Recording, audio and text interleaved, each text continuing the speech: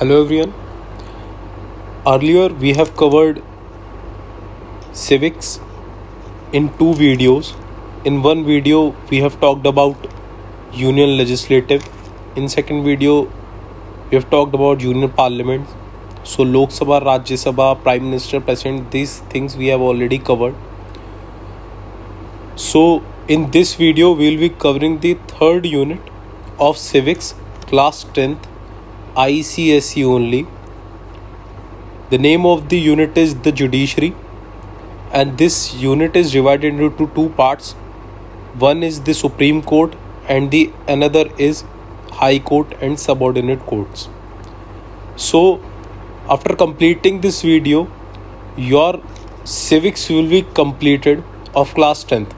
So till now we have completed the geography of class 10th, civics is completed. In history, one unit is remaining.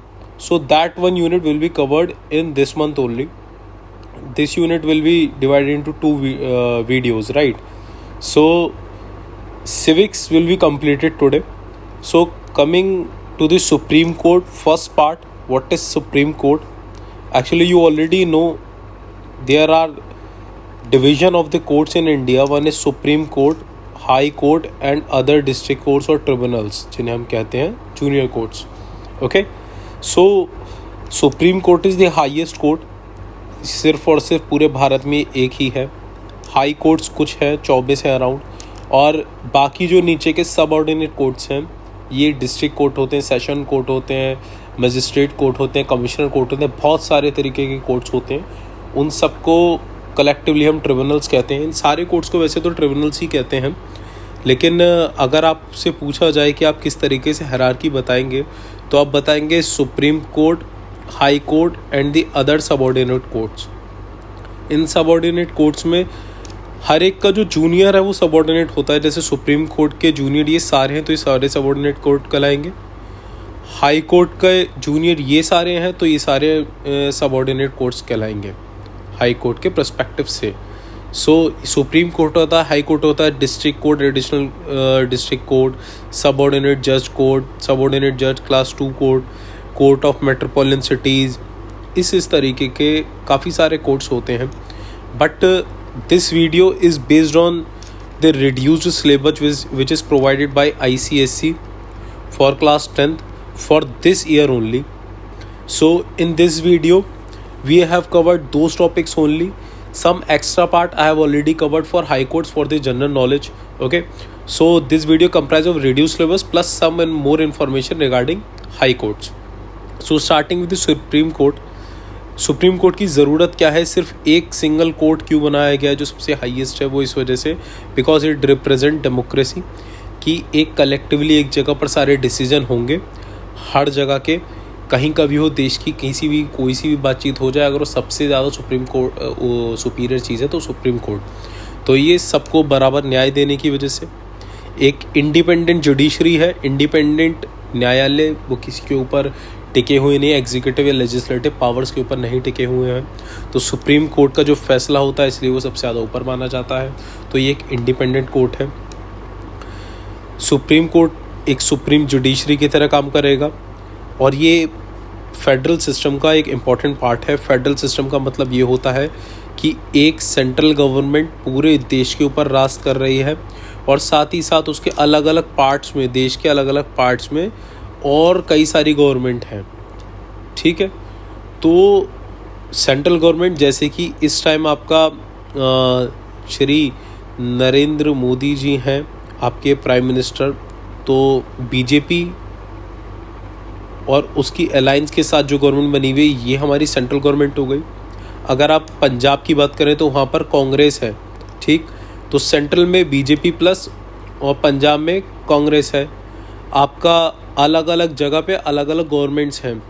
Karnataka में अलग है, आपके केरला में अलग है, वेस्ट बंगाल में ममता बनर्जी की पार्टी है. तो फेडरल सिस्टम के लिए ज़रूरी है कि वो disputes between the centres, different states, या फिर centre states and different other states, उन सब के बीच में वो वर्क कर पाए और एक स्मूथ फंक्शनिंग ऑफ गवर्नमेंट को इंश्योर कर पाए. इंश्योरिंग ह्यूमन राइट्स को एनफोर्स करने के लिए कोर्ट बनाया गया है ये। तो ये आपको हायरार्की ऑलरेडी हम बता चुके हैं। Coming to the Supreme Court has CJI, that is called chief justice of India, जो इस टाइम जस्टिस गोगोई हैं। और इसके अलावा 30 से ज़्यादा जजेस नहीं होते, इसका मतलब एक CJI plus not more than 30 जजेस। अगर लेकिन पार्लियामेंट ने कोई लॉ प्रिस्क्राइब करा और लार्ज नंबर ऑफ जजेस के लिए कहा गया तो ज़्यादा नंबर हो भी सकते हैं। कॉम्पोजिशन सुप्रीम कोर्ट का ये कहता है। क्वालिफिकेशन कोई सुप्रीम कोर्ट का जज कैसे बन सकता है? सबसे पहले बात वो इंडियन सिटीज़न होना चाहिए, कम से कम 5 साल वो हाई कोर्ट का जज रहा हो ऑफ 2 और मोर सच कोर्ट इन सक्सेशन, या फिर 2 या 2 से ज़्यादा कोर्ट्स का जज रहा हो और सक्सेशन में यानी बीच में गैप नहीं आया हो, या फिर एक एडवोकेट रहा हो हाई कोर्ट में फॉर 2 और मोर सच कोर्ट, 2 या 2 से ज़्यादा कोर्ट में, सक्सेशन में यानी कि लगातार फॉर एटलीस्ट 10 ईयर्स, कम से कम 10 साल के लिए, और is in the opinion of the president as distinguished jurist, यानी कि प्रेसिडेंट की नज़रों में, भारत के जो प्रेसिडेंट हैं उनकी नज़रों में डिस्टिंग्विश्ड ज्यूरिस्ट हो। ज्यूरिस्ट कौन हो गए? जिनको बहुत अच्छी जानकारी है लॉ से रिलेटेड बहुत अच्छी जानकारी है और इनका ओपिनियन बहुत मायने कर सकता है, राइट। अब अपॉइंटमेंट ऑफ जज का कैसे होता है भाई? अपॉइंटमेंट एवरी जज बाय प्रेसिडेंट, हर जज को प्रेसिडेंट द्वारा अपॉइंट करा जाता है। कैसे? कंसल्टेशन से। किसकी कंसल्टेशन से? बाकी सुप्रीम कोर्ट के जजेस की कंसल्टेशन से और हाई कोर्ट के जजेस की कंसल्टेशन से, ठीक। बिसाइड्स काउंसिल ऑफ मिनिस्टर, तो यानी कि जो प्रेसिडेंट, आपको पता होगा, आप पहले भी पढ़ चुके, प्रेसिडेंट जो भी वर्क है वो काउंसिल ऑफ मिनिस्टर्स के एक कंसल्टेशन के थ्रू करते हैं। तो काउंसिल ऑफ मिनिस्टर्स के अलावा सुप्रीम कोर्ट के बाकी जजेस और हाई कोर्ट के बाकी जजेस की कंसल्टेशन भी ज़रूरी है किसी एक जज को अपॉइंट करने के लिए।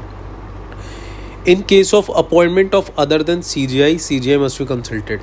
और मान लीजिए अगर चीफ जस्टिस को ही अपॉइंट करना है तो इन सब की कंसल्टेशन लेंगे, लेकिन अगर CJI के अलावा किसी और जज को करना है, चीफ जस्टिस ऑफ इंडिया के अलावा किसी और जज को अगर आपको करना है, तो वहाँ पर आप CJI जो उस टाइम के हैं करंटली, उनकी भी कंसल्टेशन लेंगे। यानी कि इस टाइम जस्टिस गोगोई हैं, ठीक। तो जस्टिस गोगोई के साथ साथ जो बाकी 30 आपके जजेस होंगे लगभग उनको अपॉइंट करने के लिए प्रेसिडेंट काउंसिल ऑफ मिनिस्टर से बातचीत करेंगे, जस्टिस गोगोई से बात करेंगे, और बाकी जो एग्जिस्टिंग जजेस होंगे सुप्रीम कोर्ट के या फिर हाई कोर्ट के, उनसे बातचीत करेंगे। तब जाकर सुप्रीम कोर्ट का जज अपॉइंट करा जाएगा, ठीक है। इसके अलावा अगर CJI के केस में क्या होता है? CJI के केस में होता है कि जो सीनियर मोस्ट जज होता है करंटली जो सुप्रीम कोर्ट में, उसे CJI बनाया जाता है, सीनियर मोस्ट जज को। यूजुअली यही होता हुआ आया है। अगर चीफ जस्टिस अपनी ड्यूटीज़ को परफॉर्म नहीं कर पा रहे हैं किसी भी रीज़न की वजह से, एब्सेंट की वजह से, या फिर कोई एक ऐसा रीज़न जिसकी वजह से अपनी ड्यूटी परफॉर्म नहीं कर पा रहे हैं, तो प्रेसिडेंट चाहे तो अपॉइंट कर सकते हैं किसी और जज को एज अ एक्टिंग CJI, यानी कि फॉर टेम्प्रेरी पीरियड, जब तक कि हमारे CJ जो है वापस अपना ऑफिस नहीं संभाल लेते, तब तक कोई और चीफ जस्टिस की तरह एक्ट करेगा। अब एडहॉक जजेस अपॉइंटमेंट कौन से होते हैं? एडहॉक का मतलब समझिए, एडहॉक का मतलब होता है एक टेम्प्रेरी बेसिस पे, ऑन कॉन्ट्रैक्चुअल बेसिस पर कोई जजेस को रखना। कॉन्ट्रैक्चुअल के बेसिस पर किसी व्यक्ति को रखा जाता है तो उसे एडहॉक कहते हैं। एडहॉक जजेस, एडहॉक लेक्चरर, एडहॉक टीचर्स, तो ये सब एडहॉक होते हैं, ठीक है। तो CJI चाहे तो एक पर्टिकुलर टाइम पीरियड के लिए एक जज को रखा जा सकता है, किसी भी जज को, पर प्रेसिडेंट का कंसर्न ज़रूरी है, ठीक है। And after it is the CJ of the high court concern. और जिस भी जगह से आप किसी जज को एडहॉक बना रहे हैं, तो ये जज कहीं ना कहीं किसी न किसी हाई कोर्ट के अंडर आते होंगे, तो उस हाई कोर्ट के चीफ जस्टिस से भी आप बात करेंगे। एक चीज़ समझ लीजिए, जो CJI होता है, चीफ जस्टिस ऑफ इंडिया, ये होता है सुप्रीम कोर्ट का, ठीक। और चीफ जस्टिस जो होते हैं ये होते हैं हाई कोर्ट के। तो chief justice of high court के कई सारे हैं, जितने हाई कोर्ट होंगे उतने ही चीफ जस्टिस होंगे, और चीफ जस्टिस ऑफ इंडिया सिर्फ एक होंगे। ठीक है, तो एडहॉक जितने भी जजेस होते हैं वो मेनली कौन से होते हैं? रिटायर्ड जजेस होते हैं सुप्रीम कोर्ट के या फिर हाई कोर्ट के, जो एक्ट करते हैं जजेस ऑफ सुप्रीम कोर्ट के लिए। ठीक है, रिटायर्ड जजेस होते हैं सुप्रीम कोर्ट हाई कोर्ट के, और उनको बुला लिया जाता है और वो वर्क करते हैं एज अ जज ऑफ द सुप्रीम कोर्ट। अब अगर कोई जज बना है सुप्रीम कोर्ट में तो कितनी एज तक रह सकता है? 65 साल। 65 साल के बाद उनका रिटायरमेंट हो जाएगा। चाहे तो रिज़ाइन भी कर सकते हैं, किसको? प्रेसिडेंट को लेटर देके। हाई कोर्ट कहाँ पर होना चाहिए भाई? हाई कोर्ट दिल्ली में होना चाहिए, या फिर कोई ऐसी जगह जहाँ पर चीफ जस्टिस डिसाइड करे after the approval of president. President से अप्रूवल लेने के बाद कहीं और पर भी सुप्रीम कोर्ट वर्क कर सकता है। अब इम्पीचमेंट आपने वर्ड वाला फेमिलियर है। इम्पीचमेंट का एक रफ मीनिंग जो होता है वो रिमूवल होता है। रिमूवल, किसी व्यक्ति को इम्पीच करना यानी उस जगह से हटाना। तो इम्पीचमेंट ऑफ सुप्रीम कोर्ट किस तरीके से होता है? ये सिर्फ और सिर्फ प्रेसिडेंट द्वारा करा जा सकता है, और याद रखिएगा सिर्फ और सिर्फ इन्हीं दो वजह से, मिसबिहेवियर या फिर incapacity to do the work. ठीक है, इसका प्रोसेस क्या है?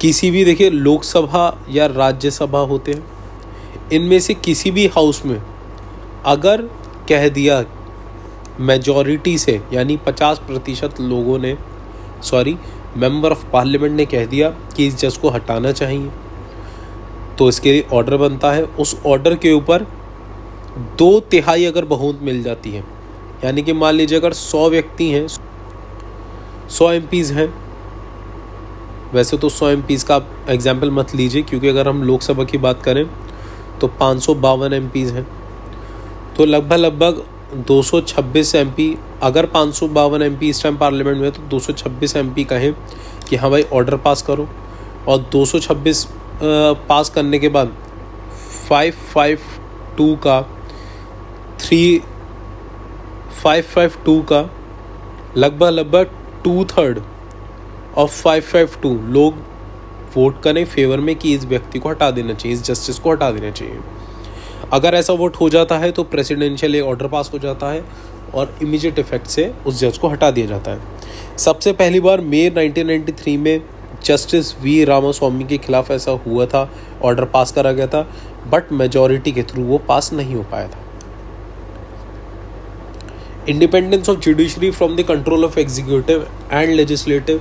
देखिए, जुडिशरी को एग्जीक्यूटिव लेजिस्लेटिव से अलग रखा गया है, क्योंकि अगर जुडिशरी लोगों के साथ अगर मिल जाती है तो काफ़ी बार ऐसा देखा गया है कि MPs हों या लॉ मेकर्स हों, कोई भी हों, ऑफिसर्स हों, एग्जीक्यूशन जो करते हैं उनके खिलाफ भी केसेस होते हैं। तो अगर जुडिशरी को इनके साथ अटैच करा जाता तो हमें न्याय बिल्कुल साफ साफ मिलना थोड़ा मुश्किल हो जाता।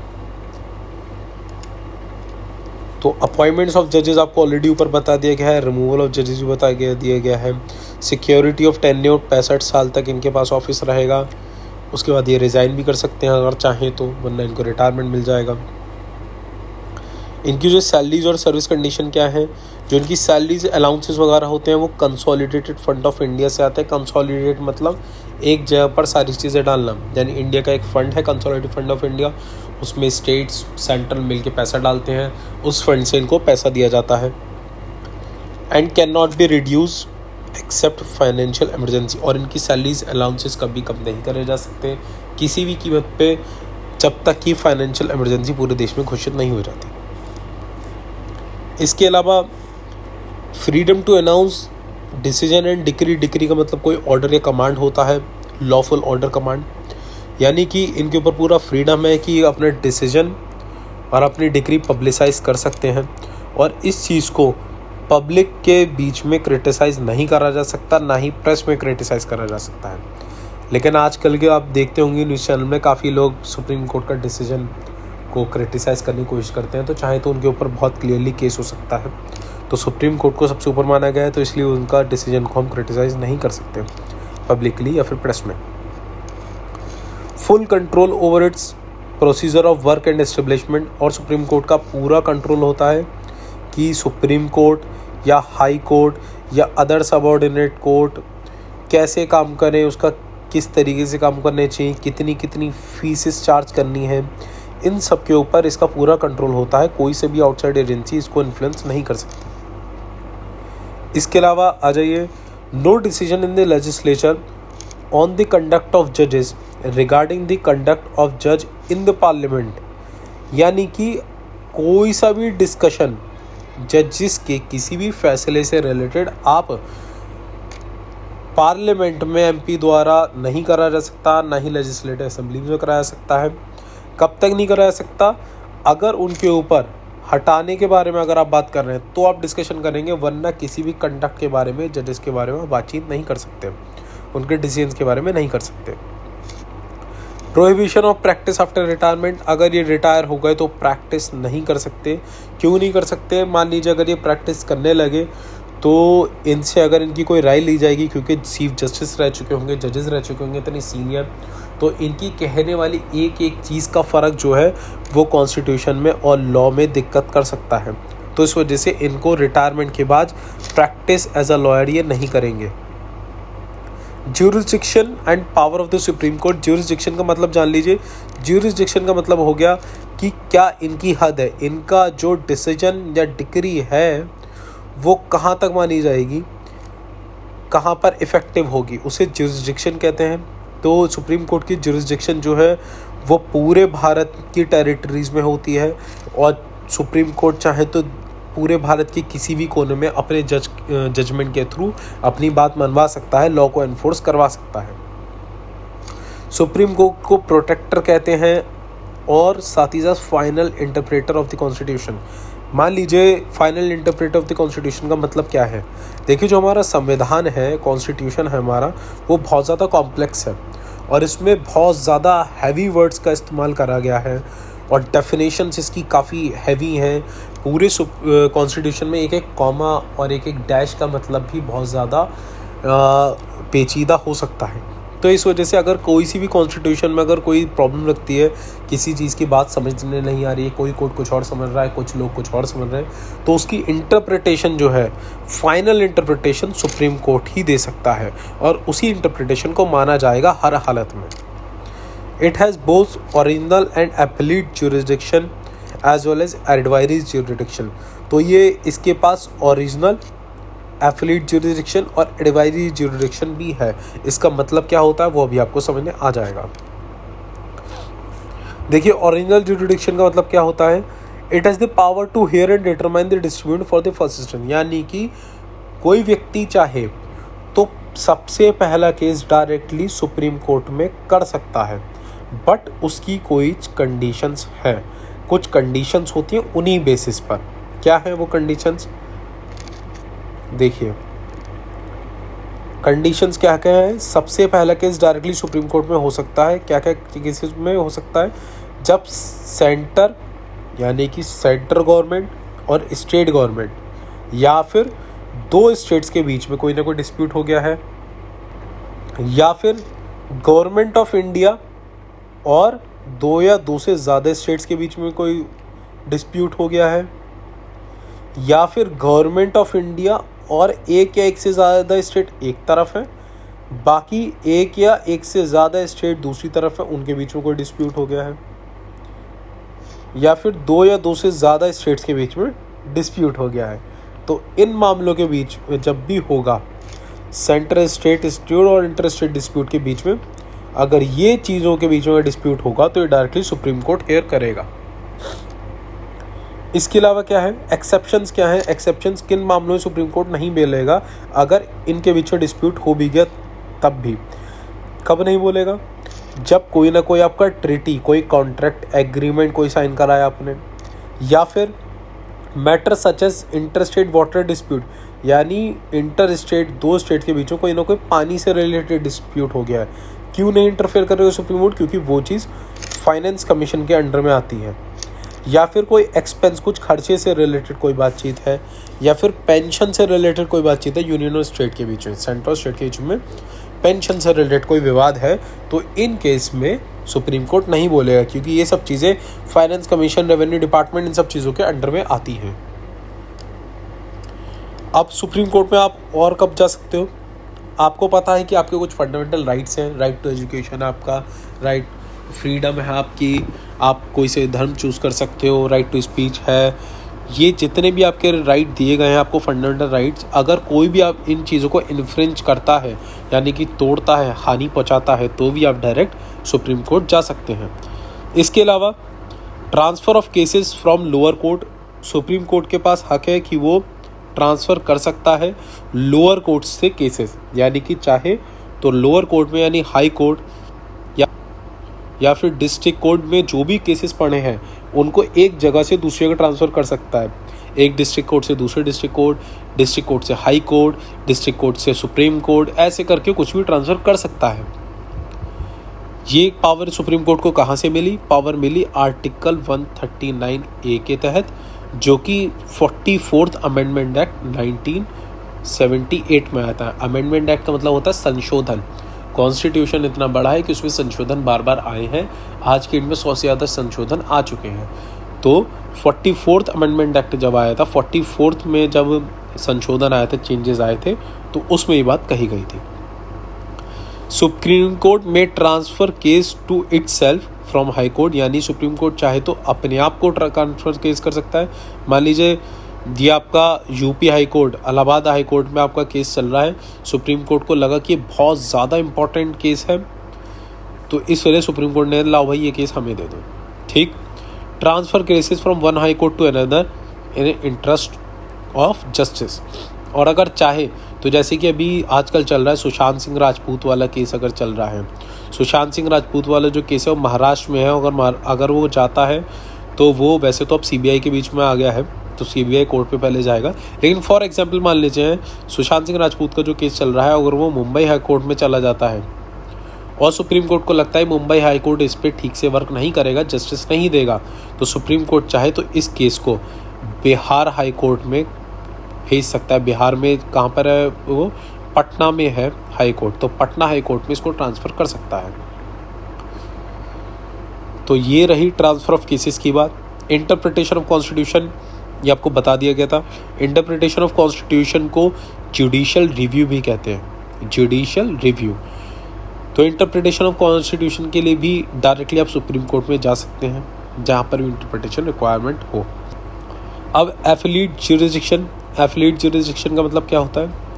एफिलिएट ज्यूरिसडिक्शन का मतलब ये होता है कि भाई जो भी डिसीजंस पहले लिए गए हैं या फिर लिए जा रहे हैं, कोई सा भी डिसीजन अगर किसी भी सबऑर्डिनेट कोर्ट द्वारा लिया गया है तो उस डिसीजन के खिलाफ आप अपील कर सकते हैं। मान लीजिए कोई विवाद हुआ आपसे और आपने डिस्ट्रिक्ट कोर्ट में याचिका डाली, यहाँ पर जिस व्यक्ति को आप सजा दिलवाना चाह रहे थे ए को, उसको सज़ा नहीं मिली, तो आपने ये फिर हाई कोर्ट में अपना अर्जी डाल सकते हैं। हाई कोर्ट में भी ए को सज़ा नहीं मिली, फिर आप इसको सुप्रीम कोर्ट में भी डाल सकते हैं। ठीक, तो इसी को एफिलिएट ज्यूरिसडिक्शन कहते हैं कि रिव्यू डिसीजन का होना, उसके खिलाफ अपील डालना, जो कि सुप्रीम कोर्ट सबऑर्डिनेट कोर्ट्स में करी जा चुकी है। ठीक है, और इस मान के चलिए जो भी सुप्रीम कोर्ट डिसीजन हो देगा अब वो फाइनल डिसीजन होगा, इसके बाद कोई चेंजेस नहीं कराए जा सकते। ठीक है, और एफिलिएट ज्यूरिसडिक्शन कहाँ कहाँ हो सकता है? यानी कि आप अपील सुप्रीम कोर्ट में कब कब कर सकते हैं? जब भी कोई सी चीज़ कॉन्स्टिट्यूशनल, सिविल या क्रिमिनल केसेस से रिलेटेड हो। ठीक, अब देखिए कॉन्स्टिट्यूशनल, सिविल और क्रिमिनल केसेस का मतलब क्या है। देखिए कॉन्स्टिट्यूशनल केसेस, मान लीजिए कोई लॉ बना है, वो आज बना है और उस चीज़ से रिलेटेड कोई केस हो गया, तो इसका एक एग्जांपल आपको दे देते हैं। मान लीजिए ट्रिपल तलाक की बात चल रही है, ट्रिपल तलाक आज केस पारित हुआ, आज ये लॉ बन गया, लॉ बना, तो अगर किसी को कन्फ्यूजन हो गया, मान लीजिए ये ट्रिपल तलाक आज की डेट में आया होता, यानी 21 अगस्त में आया होता, तो आज अगर किसी ने ट्रिपल तलाक दिया है तो क्या ये लॉ इस पर लागू होगा या नहीं होगा? 21 अगस्त से पहले वाले लोगों पे क्या लागू होगा या नहीं होगा? तो ये जो क्वेश्चंस हो जाते हैं कॉन्स्टिट्यूशनल बेसिस पे कि इस लॉ का क्या क्या प्रमाण है, कहाँ कहाँ लागू होगा, तो ये आ जाता है कॉन्स्टिट्यूशनल केसेस में। सिविल केसेस किस तरीके से आ जाते हैं? देखिए एक तो होती क्रिमिनल एक्टिविटीज़, किसी को मारना, रेप करना, डकैती डालना, ये सब होते हैं क्रिमिनल केसेस। सिविल केसेस कैसे होते हैं भाई, ए शॉप थी और बी शॉप थी, दोनों शॉप के बीच में कोई विवाद हो गया सामने के लैंड को लेके कि पार्किंग कौन करेगा यहाँ पर, तो ये सिविल केसेस होते हैं। एक कंपनी थी और एक एम्प्लॉय था, एम्प्लॉय छोड़ के चला गया तो कंपनी कह रही है भाई तुम क्या नाम है छोड़ के चले गए, हमें हमारी प्रॉब्लम के बीच में बिना नोटिस दिए, तो केस हो गया। तो ये सिविल केसेस होते हैं, इनमें क्राइम नहीं है। क्रिमिनल केसेस कैसे होते हैं भाई, मर्डर हो जाना, अटेम्प्ट टू मर्डर, रेप, ये सब होते हैं क्रिमिनल केसेस। तो कॉन्स्टिट्यूशनल केसेस के बारे में क्या कहता है एफिलिएट ज्यूरिसडिक्शन, किस तरीके से आएगा। Constitutional cases, if high court doesn't certifies any constitutional clarification which has greater importance, it can be bought to supreme court. यानी कि हाई कोर्ट ने किसी चीज़ पर कॉन्स्टिट्यूशनल से रिलेटेड किसी चीज़ पर कोई क्लैरिफिकेशन नहीं दी है तो आप सुप्रीम कोर्ट जा सकते हैं। सिविल केसेस में क्या होता है, if the cases involves a substantial question of law of general importance, यानी सिविल केस में कोई ऐसी चीज़ है जो जनरल इंपॉर्टेंस, बहुत ज़्यादा इंपॉर्टेंट चीज़ है, कोई ऐसी चीज़ है, कोई ऐसा क्वेश्चन पैदा हो रहा है जो बहुत बड़ी इंपॉर्टेंट चीज़ हो सकती है, तो वो केस सुप्रीम कोर्ट जा सकता है। क्रिमिनल केसेस में क्या है, cases with the certificate of high court where matter is of substantial point and importance, यानी कि फिर से और कोई बहुत ज़्यादा बड़ी ज़रूरी चीज़ है जहाँ पर हाई कोर्ट जवाब दे चुका है, सज़ा होनी है नहीं होनी है, या फिर इस केस में क्या होना चाहिए हाई कोर्ट ने बोल दिया है, लेकिन वो बहुत ज़्यादा इम्पॉर्टेंट पॉइंट है उसमें, तो ये सुप्रीम कोर्ट में आ सकता है।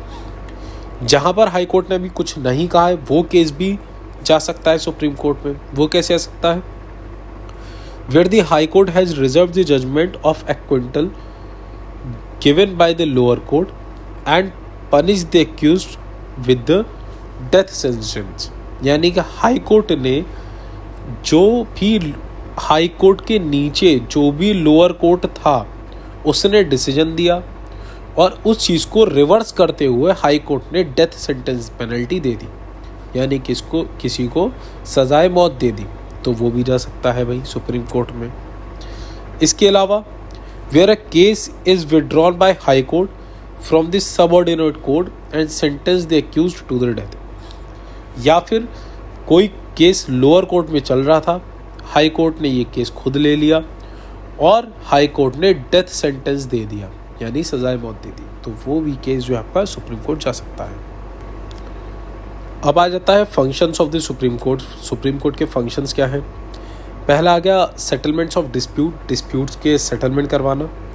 देखिए ओरिजिनली जो ये सेटलमेंट करवाता है ये बिटवीन सेंट्रल, स्टेट या फिर यूनियन टेरिटरीज में होता है, फंडामेंटल राइट्स को एनफोर्स करता है, ट्रांसफ़र ऑफ केसेस और इंटरप्रिटेशन इसका काम है। ऑन अपील के बेसिस पे अभी आपको ऊपर बता दिया गया था कि ओरिजिनल ज्यूरिसडिक्शन, एफिलिएट ज्यूरिसडिक्शन और अपील बाय स्पेशल लॉ। कि अपील बाय स्पेशल लॉ नहीं, लीव का क्या मतलब है ये देख लीजिए। देखिए अपील बाय स्पेशल लीव का मतलब क्या हुआ, मान लीजिए किसी भी कोर्ट ने एक डिसीजन दिया तो इस डिसीजन को आप ना मानते हुए आप चाह रहे हैं कि हमारी सुनवाई हायर कोर्ट में हो, सुप्रीम कोर्ट में हो जाए, तो आप वहाँ जा सकते हैं, ठीक है। इसे कहते हैं अपील बाय स्पेशल लीव। ये कब माना जाता है, सिविल केसेस में अपील बाय स्पेशल लीव तब मानी जाती है जब तक कि कोई बहुत ज़्यादा इम्पॉर्टेंट चीज़ इन्वॉल्व ना हो। अगर कोई बहुत इंपॉर्टेंट चीज़ इन्वॉल्व नहीं है केस में तो सुप्रीम कोर्ट उस केस की सुनवाई नहीं करेगा।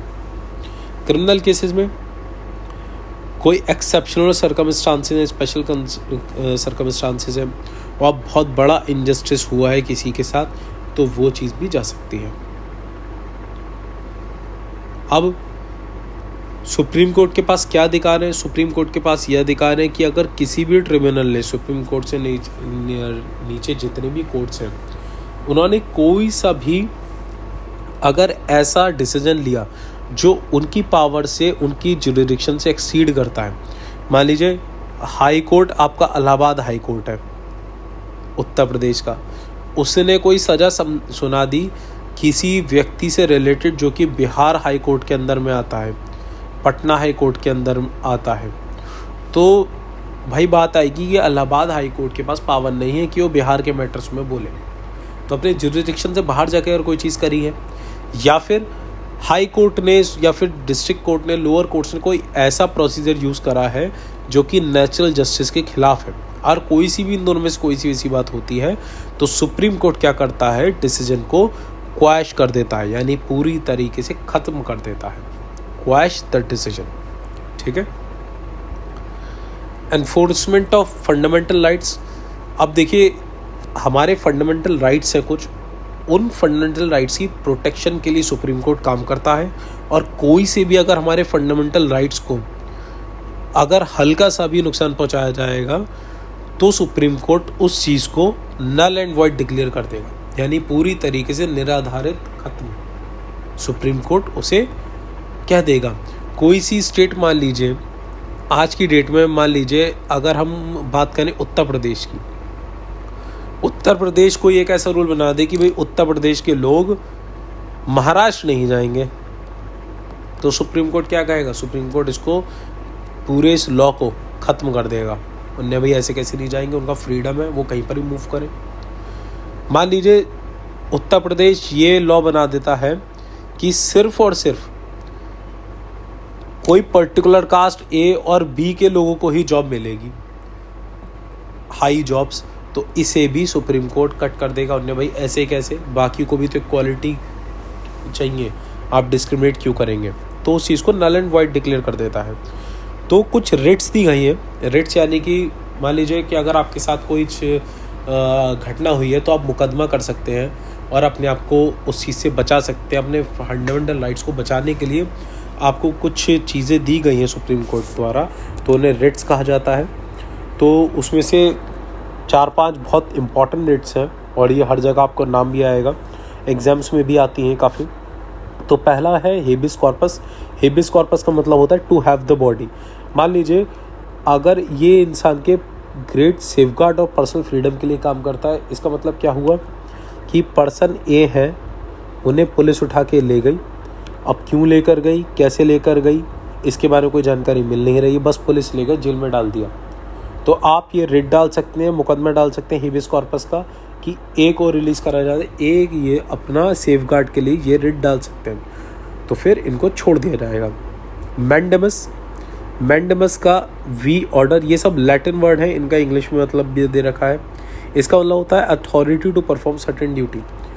इसका मतलब क्या हुआ, मान लीजिए रामपुर में, जिस सिटी हम रहते हैं वहाँ पे रामपुर डेवलपमेंट अथॉरिटी है, विकास प्राधिकरण, उसने कहा कि भाई ये हम पार्क जो है वो ऐसे ऐसे करके बनवाएंगे और बहुत सुंदर बनवाएंगे, और इसके लिए सारा काम कर रहा, सारे जो पैसे वैसे सब आए गवर्नमेंट से, पर ये काम नहीं हो रहा है। अब ये नहीं हो रहा है तो अगर मैं चाहूँ तो आरडीए के ऊपर केस कर सकता हूँ, और सुप्रीम कोर्ट डायरेक्ट इनसे कहेगा भाई ये आप काम करिए, ये आपके अंडर में आता है और इससे लोगों को इफेक्ट पड़ रहा है, तो ये ऑर्डर है कि आपको ये काम करना पड़ेगा। अब इसके बाद आता है द रेट ऑफ प्रोहिबिशन और रेट ऑफ सर्चुररी। इसका देखिए, इसकी जो प्रोनाउंसिएशन हो तो सर्चुररी होती है, ठीक है। तो इसको हम साथ में मिला के देखते हैं, रेट ऑफ प्रोहिबिशन और रेट ऑफ सर्चुररी को। आपने कई बार एक कहावत सुनी होगी, prevention is better than cure, यानी कि प्रिवेंशन यहाँ पे इससे रिलेट कर रही है और क्योर इससे रिलेट कर रहा है। अब ये क्या मतलब है, prevention is better than cure. Rate of prohibition कब डाली जाती है, डिस्ट्रिक्ट कोर्ट कोई आपका कोई केस चल रहा है, उसमें डिसीजन लेने वाला है और आपको ऐसा लग रहा है कि वो जो डिसीजन है वो आपके लिए बहुत ज़्यादा गड़बड़ होने वाला है, इसमें आपको नुकसान होगा, तो आप पहले ही रेट ऑफ प्रोहिबिशन डाल देंगे किसी कोर्ट में, हाई कोर्ट में डाल देंगे, सुप्रीम कोर्ट में डाल देंगे कि इनके डिसीजन लेने से पहले ही केस आपके ऊपर ट्रांसफ़र हो जाए, ठीक। तो इसे कहते हैं रेट ऑफ प्रोहिबिशन। और रेट ऑफ सर्चुररी क्या है, रेट ऑफ सर्चुररी का क्या मतलब है कि डिस्ट्रिक्ट कोर्ट ने डिसीजन ले लिया और वो आपके खिलाफ आया, गड़बड़ आया, अब डिसीजन लेने के बाद इस डिसीजन को आप लेकर जा रहे हैं किसी और कोर्ट में, हायर कोर्ट में, ठीक। तो ये है रेट ऑफ सर्चुररी। तो प्रोहिबिशन यानी प्रिवेंशन, और सर्च रेडी को हमने क्योर से रिलेट करा है। इसके अलावा है क्वा वारंटो। क्वा वारंटो का मतलब है बाय व्हाट ऑर्डर। इसका एग्जाम्पल देते हैं। आप रोड पर जा रहे हैं बाइक से अपनी, और सामने खड़ा हुआ है कोई एडवोकेट खड़ा हुए हैं, गवर्नमेंट एडवोकेट खड़े हुए हैं, या फिर मान लीजिए पीडब्ल्यूडी वाले खड़े हुए हैं। आप रोड पर जा रहे हैं बिना हेलमेट के और पीडब्ल्यूडी वाले खड़े हुए हैं, पीडब्ल्यूडी वाले आपके चालान काटना चाह रहे हैं, तो आप क्वा वारंटो की रेट डाल देंगे। उन्हें भाई चालान काटने की जो जिम्मेदारी है वो ट्रैफिक पुलिस की है, उनके अंडर में पावर आती है। तो आप कौन सी पावर से हमारा चालान काट रहे हैं? आप पीडब्ल्यूडी के वर्कर हैं, लेकिन आप हमारा चालान नहीं काट सकते। तो किस ऑर्डर से पीडब्ल्यूडी वाले जो हैं वो आपके साथ ऐसे व्यवहार कर रहे थे? दैट इज क्वा वारंटो। इसके अलावा एडवाइजरी ज्यूरिसडिक्शन क्या है? सुप्रीम कोर्ट एडवाइस देता है अपना। एडवाइस कब देता है? जब उससे अपना ओपिनियन देता है। कब? जब कोई क्वेश्चन रिलेटेड टू लॉ हो, कोई पब्लिक इंपॉर्टेंस से रिलेटेड चीज़ हो और प्रेसिडेंट मांगे आपसे, ठीक है, प्रेसिडेंट को वो राय देते हैं। कोई सी भी ऐसी चीज़ें हों जो लॉ से रिलेटेड या पब्लिक इंपॉर्टेंस से रिलेटेड हो, और ऑन प्री कॉन्स्टिट्यूशन ट्रीटी, यानी कि संविधान बनने से पहले के जो ट्रीटीज थे, कॉन्ट्रैक्ट से, उससे रिलेटेड, ठीक है। रिवाइजरी ज्यूरिसडिक्शन जो कि आर्टिकल 137 में आता है। रिवाइजरी ज्यूरिसडिक्शन का मतलब हो गया रिव्यू जजमेंट और ऑर्डर फॉर रिमूविंग मिस्टेक्स और एरर, यानी कि अपने जितने भी जजमेंट हुए हैं लोअर कोर्ट्स के या फिर खुद के, उन जजमेंट्स को दोबारा देखना और उनके खिलाफ अगर उसमें कोई मिस्टेक है, गलतियां हुई हो, उसको ठीक करना। ऐसा क्यों करा जाता है? क्योंकि सुप्रीम कोर्ट का जो डिसीजन है वो एक एविडेंस की तरह काम करता है, ठीक। तो एविडेंस की तरह अगर काम करता है तो इसे ठीक करना ज़रूरी है। Judicial review, supreme court can declare ultra vires और नल एंड वॉइड, मिनिमम 5 जजेस रिक्वायर्ड। यानी कि अगर किसी कोर्ट ने कोई डिसीजन लिया और सुप्रीम कोर्ट को लगता है ये पूरी तरीके से गलत है, तो इसके लिए अल्ट्रा वायर्स या फिर नल एंड वॉइड का इस्तेमाल करा सकता है, जिसमें 5 जजेस की बेंच होगी मिनिमम, और वो इस चीज़ के ऊपर काम करेंगे, इस चीज़ के ऊपर सुनेंगे कि क्या क्या कार्रवाई चली है, ठीक। Need of judicial review, judicial review का ज़रूरत क्या है? बैलेंस बिटवीन सेंट्रल स्टेट के बीच में बैलेंस बनाए रखने के लिए, लॉ में सारी चीज़ें क्लियर रहें, इस चीज़ के लिए लेजिस्लेचर में नॉट पोजेस द विजडम, और जितने भी लेजिस्लेचर बनाने वाले फॉर एग्जांपल एमपीज़ हैं, उनके पास इतना विजडम, इतना एक्सपीरियंस नहीं होगा कि वो किसी लॉ को सही से इंटरप्रेट कर पाएँ, फिर उसका मतलब ढूंढ पाएँ। तो वो इम्पार्शियलिटी हटाने के लिए इस सब लॉ को सुप्रीम कोर्ट जुडिशियल रिव्यू की तरह काम करता है, ठीक है। ये अल्ट्रा वायर्स वाली चीज़ इसमें भी इस्तेमाल हो सकती है कि अगर किसी गवर्नमेंट ने कोई लॉ बनाया और वो लॉ खिलाफ जा रहा है तो उसे भी क्या नाम है, सुप्रीम कोर्ट हटा सकता है। कोर्ट ऑफ रिकॉर्ड, देखिए सारे रिकॉर्ड रखना ज़रूरी है सुप्रीम कोर्ट के। क्यों ज़रूरी है?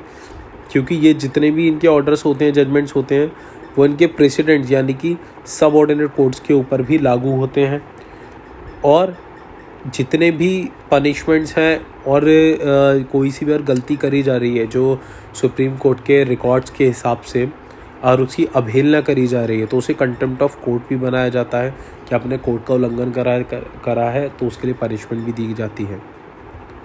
Administrative and supervisory functions, administrative supervisory functions क्या हैं? ऑफिसर्स और स्टाफ जो है वो सीजीआई द्वारा अपॉइंट करा जाता है, और बाय एनी अदर जज ही में डायरेक्ट, और किसी जज के द्वारा जो सीजीआई कहे।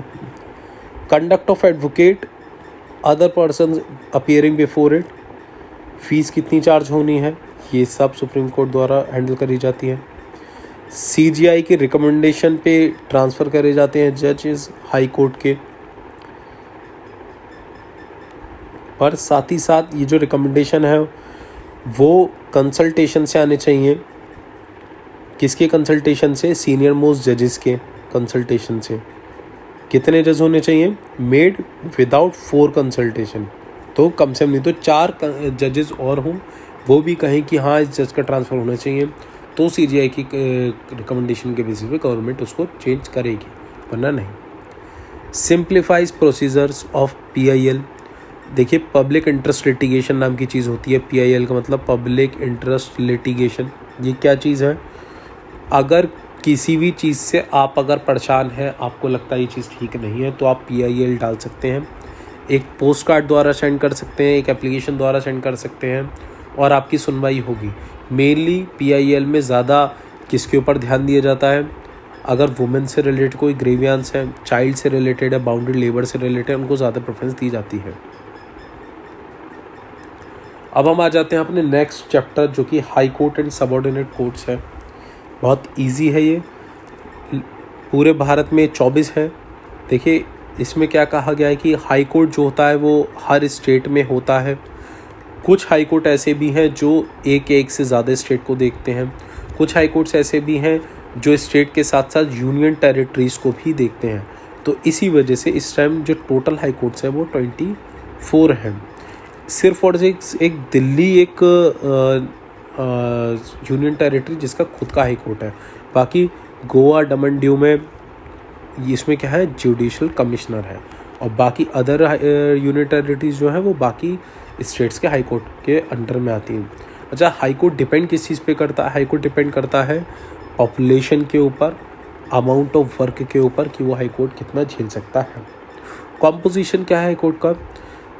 चीफ जस्टिस होंगे और बाकी कुछ जजेस होंगे जो प्रेसिडेंट द्वारा चुने जाएंगे time to time. President has the power to appoint additional जजेस को भी अपॉइंट कराया जा सकता है टेम्प्रेरी बेसिस पे, कम ज़्यादा से ज़्यादा 2 साल के लिए। क्यों कराया जा सकता है? किसी एरियर्स, यानी कि काम बहुत ज़्यादा है, बर्डन ज़्यादा है, उन एरियर्स को ख़त्म करने के लिए। इसके अलावा एक्टिंग जज को भी अपॉइंट कर सकते हैं। ठीक, ये कब कर सकते हैं? एक्टिंग जज इन केस ऑफ परमानेंट जज, यानी कि एक्टिंग जज अपॉइंट कराया सकता है किसी भी जज के बदले में। CJI की बात यहाँ नहीं कर रहे हैं, सिर्फ और सिर्फ जज की बात कर रहे हैं, चीफ जस्टिस की बात नहीं कर रहे हैं। कब करा सकता है? जब टेम्परेरी एब्सेंट या फिर अनेबल टू परफॉर्म चल रहा है। ठीक है, और होल्ड ऑफिस टिल जज रिज्यूम्स वर्क। और ये जो जिसको भी आप एक्टिंग जज के तरीके से आप अपॉइंट करेंगे, वो कब तक काम करेगा? जब तक जो जिस जज के बेसिस पे आपने अपॉइंट करा है वो अपना वर्क दोबारा स्टार्ट नहीं कर देता। क्वालिफिकेशन क्या है?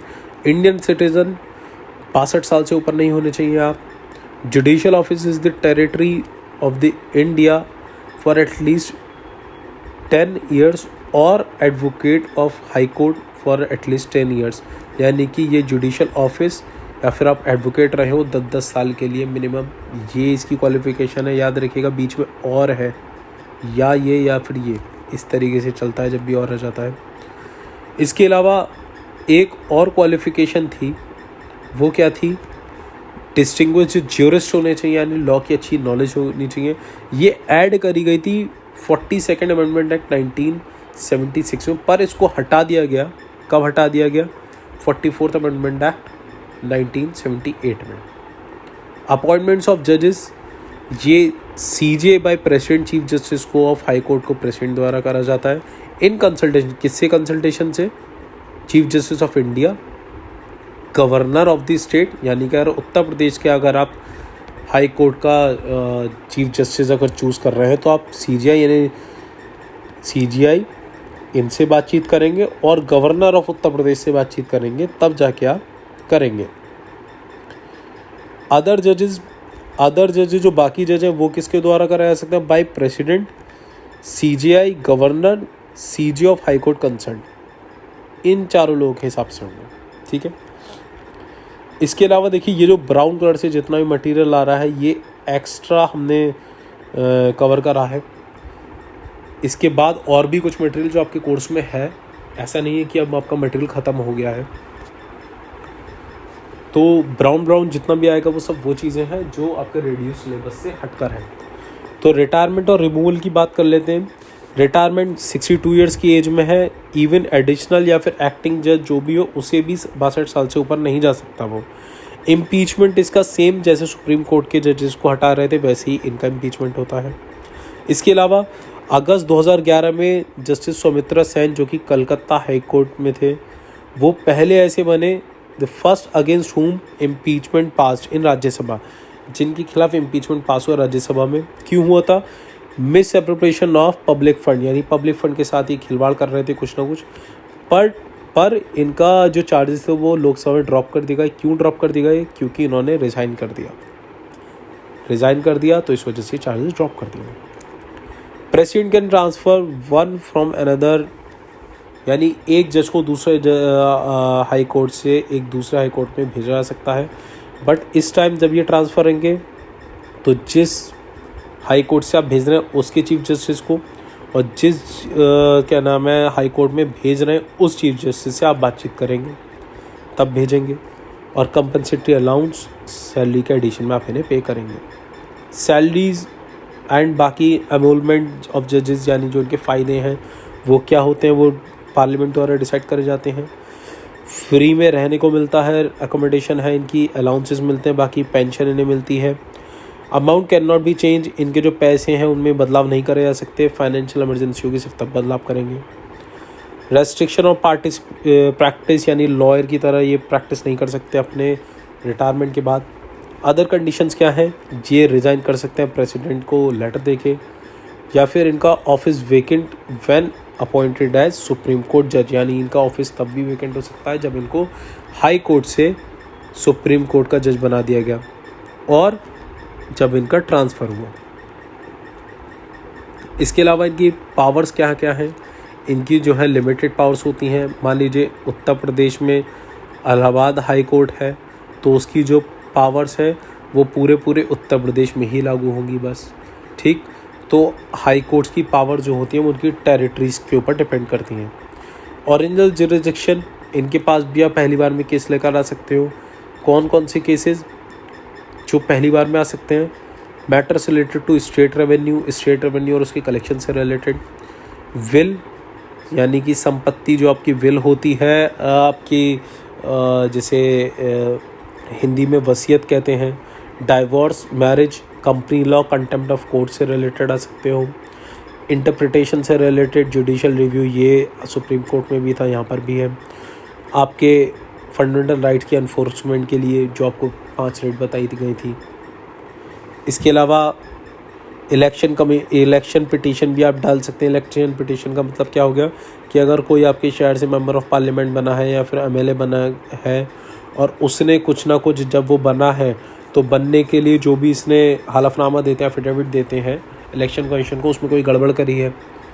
जैसे अभी रामपुर का केस है तो अब्दुल्ला आज़म खान जो है उनको हटा दिया गया है एमएलए से। क्यों हटा दिया गया है? क्योंकि उन्होंने अपनी उम्र गलत दिखाई थी, ऐसा कहा जाता है। तो इस बेसिस पे उनको अपनी सीट खाली करनी पड़ गई, तो वो इलेक्शन पिटीशन होती है। एफिलिएट जुरिसडिक्शन, रिव्यू डिसीजन और अपील अगेंस्ट सबऑर्डिनेट और कोर्ट डिसीजन, यानी ये भी आपको ऊपर बताया जा चुका है। बस ऊपर जैसे सुप्रीम कोर्ट की बात थी तो यहाँ पे कॉन्स्टिट्यूशनल केसेस भी थे, पर यहाँ पर सिविल और क्रिमिनल केसेस ही हैं सिर्फ, ठीक। तो सिविल केसेस में लैंड रेवेन्यू से रिलेटेड बहुत ऑब्वियस इनजस्टिस हो रहा हो किसी व्यक्ति के साथ तो उसके ऑर्डर्स को क्वैश करा जाता है। क्रिमिनल केसेस में क्या है, कहीं पर अगर इम्प्रिजनमेंट जो है वो 7 साल से ज़्यादा बढ़ रहा है जो सेशन जज और एडिशनल जज ने दिया है, या फिर 4 साल से ज़्यादा बढ़ रहा है असिस्टेंट सेशन जज, चीफ मेट्रोपॉलिटन मजिस्ट्रेट या फिर किसी और मजिस्ट्रेट ने दिया है decision. Against the state, order of acquittal not guilty pass by the session जज, यानी कि अगेंस्ट द स्टेट कोई पास हुआ है एक्विंटल सेशन जज द्वारा। इसके अलावा डेथ सेंटेंस जो है वो जो है आप पहले हाई कोर्ट से कंफर्म करेंगे, सिर्फ तभी आप कैरी आउट कर सकते हैं वरना नहीं कर सकते। इसमें से ये वाला पॉइंट आप देख लीजिएगा कि मान लीजिए स्टेट के खिलाफ किसी व्यक्ति का कोई मुकदमा चल रहा था, उस व्यक्ति को नॉट गिल्टी बता दिया गया है सेशन जज द्वारा, तो वो हाई कोर्ट में ये केस जा सकता है। अच्छा, डिस्ट्रिक्ट कोर्ट और सेशन कोर्ट में फ़र्क क्या होता है? डिस्ट्रिक्ट कोर्ट में सिविल केसेस आते हैं सेशन कोर्ट में क्रिमिनल केसेस आते हैं, इसमें डिस्ट्रिक्ट जज बैठता है, इसे सेशन जज बोलते हैं। इसमें डिस्ट्रिक्ट जज, एडिशनल डिस्ट्रिक्ट जज, इनको अपॉइंट करा जाता है गवर्नर द्वारा, consultation of chief justice of high court end of the concern state के थ्रू। इसमें क्या करा जाता है, सेशन जज एंड सेशन एडिशनल सेशन जज को अपॉइंट करा जाता है गवर्नर द्वारा in consultation of chief justice of high court and concern state of the concern states, यानी अपॉइंटमेंट दोनों की सेम ही है। हैंडल सिविल केसेस को हैंडल करते हैं, जैसे land, property, marriage, divorce, will से रिलेटेड। इसमें murder, theft, dacoity, pick pocketing, इस सब से रिलेटेड होता है। डिस्ट्रिक्ट जज also act as deputy commissioner and deputy controller and maintains law and order and supervise the collection of revenue tax in the district, ठीक। और session जज does not perform any administrative function, ठीक है। तो इसमें ये civil cases के साथ साथ ये maintenance of laws, supervision of collection of revenue tax, इन सबसे रिलेटेड देखते हैं, पर सेशन जज ऐसा वर्क नहीं करते। इसके अलावा लोक अदालत को पीपल्स कोर्ट कहा जाता है। लोक अदालत क्या है, एक स्टैट्यूटरी स्टेटस इसको मिला हुआ है अंडर किसके अंदर, स्टैट्यूटरी स्टेटस का मतलब गवर्नमेंट द्वारा प्रमाणित स्टेटस, उसे स्टैट्यूटरी स्टेटस कहते हैं। The legal service authorities act 1987 के तहत ये किसके रिकमेंडेशन पे हुआ था वर्क, जस्टिस PN भगवती के रिकमेंडेशन पे। इस एक्ट के अंदर क्या होता है, जो भी अवार्ड यानी डिसीजन दिया जाता है लोक अदालत द्वारा, उसे एक डिक्री यानी एक ऑर्डर माना जाएगा। किसका ऑर्डर, सिविल कोर्ट का, और इसे फाइनल माना जाएगा और सारी पार्टीज़ के ऊपर ये अप्लाई होगा। इसके खिलाफ आप आगे कोई और इसी के डिसीजन को लेकर आप आगे नहीं जा सकते, ठीक है, आगे किसी कोर्ट में नहीं जा सकते। पर एक चीज़ ध्यान रखिएगा, इसके खिलाफ आप नहीं जा सकते, लेकिन उसी मैटर से रिलेटेड अगर आप सेटिस्फाई नहीं है तो एक बिल्कुल न्यू केस, बिल्कुल from the very first step, scratch से आप किसी और कोर्ट में जा सकते हैं। ऐसा नहीं है कि ये सुप्रीम कोर्ट हो गया, इसका आप मानेंगे ही मानेंगे। मेरे और A और B के बीच में कोई कॉन्फ्लिक्ट था, भाई इसका जजमेंट आ गया, जजमेंट आया, A खुश नहीं है, तो A इसके डिसीजन के खिलाफ नहीं जाएगा, ये डायरेक्टली इस केस को लेकर बिल्कुल न्यू तरीके से डिस्ट्रिक्ट कोर्ट में या फिर सेशन कोर्ट में जाएगा, ठीक। तो इस तरीके से काम होता है इसमें, यही चीज़ इसमें बोली गई है। कोर्ट फीस बहुत ज़्यादा मिनिमल होती है और इसमें पेंडिंग मिनिमम फीसेस होती हैं और बहुत तेज़ी से काम करता है। और जितनी भी कंप्लेंट्स वगैरह इसमें आप इजीली डाल सकते हो, ये सब तो लिखा था इसमें। इसकी एडवांटेजेस या सर्विसेज बेसिकली ये बना क्यों है, वो इस वजह से बना है कि लीगल एडवाइजरी, लीगल एड आप दे चाहें और जल्द से जल्द जस्टिस दे पाएँ उन लोगों को जिनके पास पैसा नहीं है, फिर इन पोजीशन में नहीं कि लॉयर्स को वो डायरेक्ट पैसे दे के अपना केस लड़वा सके। बाकी कोर्ट्स के बर्डन को कम करता है ये। एलिमिनेट हाई कॉस्ट, महंगी चीज़ें, महंगा पैसा जो लगता है भाई प्रोसीडिंग्स में उसे, और डिले जो होता है जस्टिस में उसको हटाने के लिए ये आता है। एडवांटेजेस क्या हैं, बेसिकली जो भी फैमिली फ्यूड्स होते हैं, यानी जो लोगों के घरों के बीच में कुछ डिस्प्यूट्स हो जाते हैं, नेबर्स में डिस्प्यूट या फिर छोटे मोटे केस मारपीट के, असॉल्ट के या फिर चोट के, ये कॉम्प्रोमाइज़ के थ्रू इनको हैंडल कर लिया जाता है। ये इसमें स्पिरिट ऑफ कॉम्प्रोमाइज़ है, इस वजह से ये दोनों पार्टीज़ को सेटिस्फाई भी करता है मोस्टली। फास्ट है और बहुत इनएक्सपेंसिव है। इसमें कैन रीच लोकल अदालत, इसमें आप अगर लोकल अदालत जाना चाहते तो सिंपल एप्लीकेशन एक प्लेन पेपर पे या फिर किसी भी लीगल फॉर्मेट को इस्तेमाल करके आप डायरेक्टली जा सकते हैं। वर्कलोड को रिड्यूस करेगा, वर्कलोड रिड्यूस होगा तो उससे क्या फ़ायदा होता है, जो सीरियस मैटर जो बड़े कोर्ट्स में चल रहे हैं उसमें जल्दी से जल्दी डिसीजन आ सकते हैं। सोशल जस्टिस को प्रमोट करता है, लीगल एडवाइस देता है ये कि इनको वीकर सेक्शन ऑफ सोसाइटी को। और सबसे बड़ी चीज़ इसमें यह है कि आप यहाँ पे इसमें डायरेक्टली जज से जाके, जो वहाँ पर बैठे होते हैं मेनली जजेस के तौर पे सीनियर लॉयर या फिर सोशलिस्ट, कोई सोशल वर्कर या फिर जजेस, मजिस्ट्रेट, ये सब लोग एज अ जज एक्ट करते हैं लोक अदालत में, तो डायरेक्टली इनसे आप कन्वर्सेशन कर सकते हो। बहुत ट्रांसपेरेंसी होती है, इस वजह से लोक अदालत का इस्तेमाल करा जाता है। तो फिलहाल आपकी जो सिविक्स है क्लास 10th ICSE वो यहाँ कंप्लीट होती है। आपकी ज्योग्राफी भी कंप्लीट हो चुकी है। आपकी हिस्ट्री अराउंड 70% कंप्लीट हो चुकी है। जो हिस्ट्री का पार्ट रह रहा है वो रह रहा है वर्ल्ड, द कंटेम्प्रेरी वर्ल्ड, जिसमें world war 1, world war 2, United Nations, non aligned movement, ये पढ़ेंगे आप, और राइज ऑफ डिक्टेटरशिप। ये जितने भी टॉपिक है मेरे हिसाब से 2 से 3 वीडियो में इसी महीने में अगस्त में कंप्लीट हो जाएगी। तो इस तरीके से आपका जो SST होगा क्लास 10th ICSE वो पूरा कंप्लीट हो जाएगा। इसके बाद आप मेरी आपसे राय है कि आप वीडियोस को दोबारा देख के अपने नोट्स प्रिपेयर करें, अपना जो स्टेटमेंट है आपकी कन्वर्सेशन, क्योंकि जितने भी आपको यहाँ पर सारी चीज़ें दी जाती हैं उनको आप डायरेक्टली एग्ज़ाम में नहीं लिख सकते। उसके लिए आपको बुकिश लैंग्वेज या फिर आपका स्टेटमेंट वर्क बहुत अच्छा होना चाहिए। तो इसके लिए आप नोट्स बनाइए, और नोट्स बनाने के बाद जितने भी सैम्पल पेपर्स होते हैं उनके ऊपर ध्यान दीजिए, वो पढ़िए लगातार, ठीक है। तो इस बेसिस पर आप बोर्ड में अच्छे मार्क्स लेकर आ पाएंगे।